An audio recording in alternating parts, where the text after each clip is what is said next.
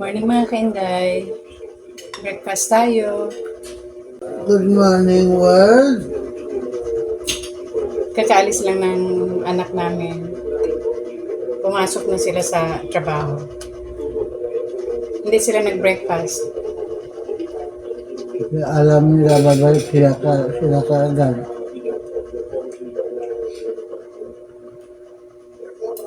Dahil malilate na.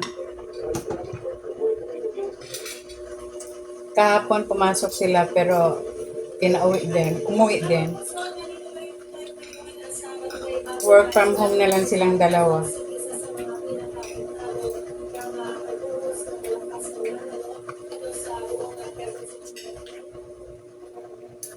Kain tayo. As usual, nag-fried rice ako. Nasi goreng kampong. May langaw na nakapasok. At nagprito ako ng galunggong at talong.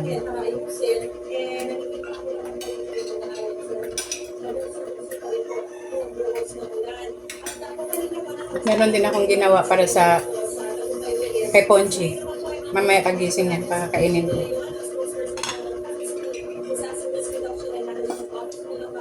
Kami kalamansi, masarap talagang Magkamay na lang ako. Parang nahirapan ako Hindi ako nagprito ng daing, pero meron akong dilis na natira kahapon. Halo ko na sa fried rice. Masarap lang. nga.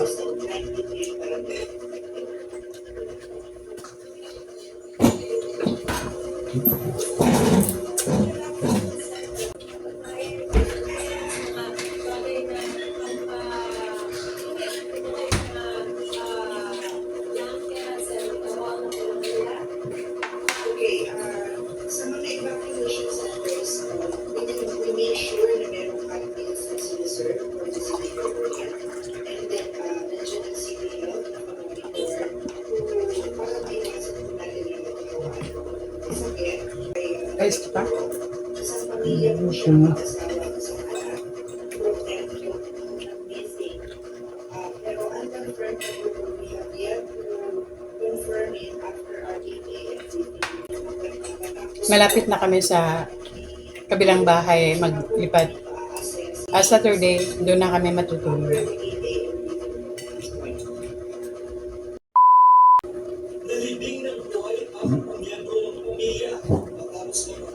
Nalibing ng buhay? Oh. Tangkas na? Dad, huwag mag-ingay, Dad. Matutulog. Nasa sala kasi si Ponchi. Binaba ko. Nagmamila na siya sa taas. Kaya binaba ko para matulog ulit.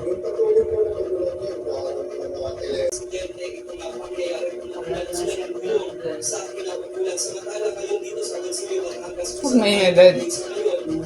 Huwag maingay. Alam ko.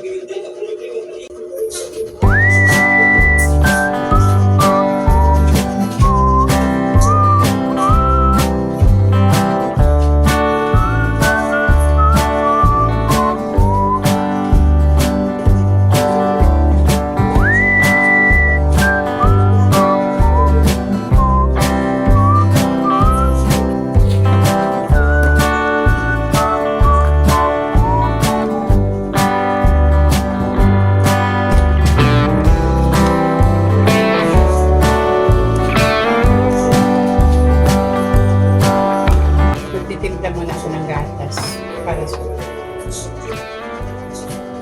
Ponchi.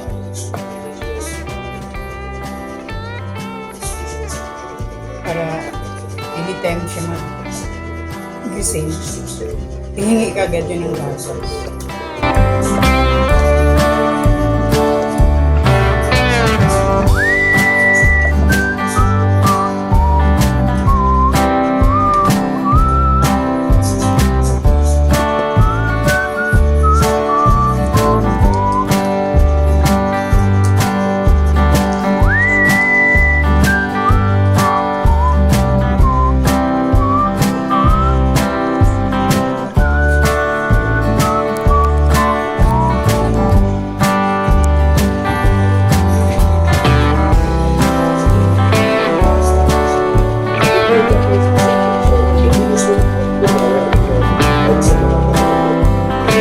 Ayan mga kainday, natulog pa siya. At yung lolo naman nandito, nagbabantay. Habang magliligpit ako dito sa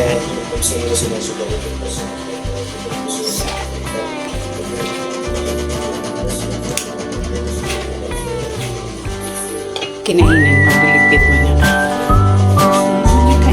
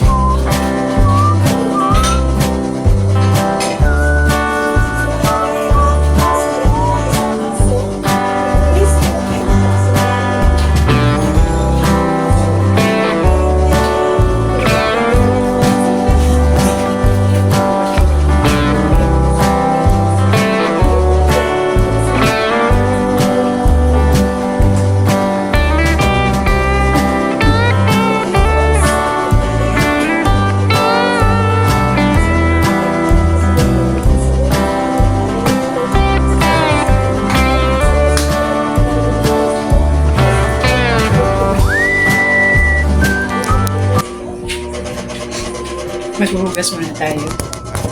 Samahan niyo ako mga kainday.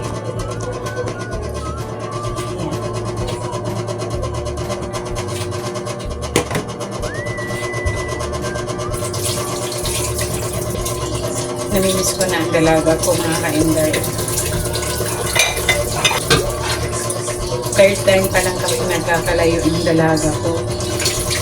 Nung unang paglalayo namin, nung nagkahiwalay kami ng daddy niya, 13 years kami nagkalayo. Sa mga anak ko.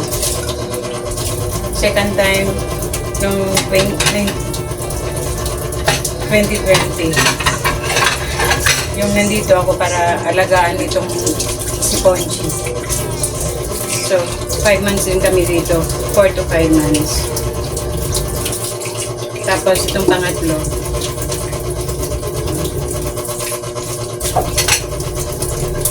Pero okay lang. Naninibago lang siya ulit.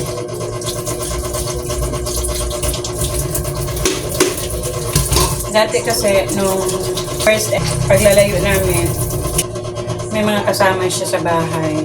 Kasama niya mga kuya niya, daddy niya. Yun ang mga kasama niya nung unang nalayo siya sa akin. Yung pangalawa, yung kuya niya, yung nagpunta na kami dito. Pero ngayong pangatlong paglalayo namin, mag-isa lang talaga siya sa bahay. Tapos hindi yun sanay sa hindi sanay sa gawain. Kasi nung nag-aaral pa ng elementary, high school, college, talagang puro aral-aral lang ang tinatupag nun. Hanggang sa pagtapos, nakapag-work agad. Kaya si mami na ako na talagang lahat nag-aasikaso sa mga needs niya. Mula sa damit, sa baon, sa pagkain niya, pangarabaon niya. Ako lahat. Wala siyang So ngayon, masasanay siya. Siya lang mag-isa. Malapit na siyang mag-asawa. Kaya, dapat masanay siya. Anong talagang buhay. Dalawa lang nga pupuntahan natin. Sabi ng anak ko, Mami, sa birthday mo, wala kami dito. Sabi ko, bakit? Sa ibang bansa kami.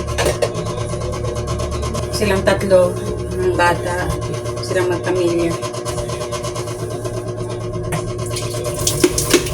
Sabi ko, okay lang. Importante mag-enjoy sila sa bakasyon nila. Last time din, nung third birthday si Ponchi, pumunta sila ng Hong Kong, dinala nila sa Hong Kong yung baby, doon sila nag-celebrate. 6.5 hours later. No, no kissing me. I want to help here. Yeah! And I want to move and I was sick. Yan guys, dito kami maghapunan sa Kasetuna. Gusto nila kumain ng biryani. Food. Yan, si Daddy. Hindi ko in-expect na. Akala ko bibili lang ng biryani. At doon na kami sa bahay magdi-dinner. Ako palang hihintay na lang nila. Taon din ako sa Saudi. Sabi ko, maliligo pa sana ako kasi kakatapos pa magpaligo kay Daddy at saka sa baby. Kaya sabi ng anak ko, Maliligo pa sana ako. Ako palang hinihintay nila. Kasi Daddy din, sando lang din pinasuot ko kasi hindi ko naman in-expect na kakain pala kami sa labas. Pero okay lang. Namimiss ko rin ang pagkain ng Muslim food. Okay, update lang kayo mga kaibigan.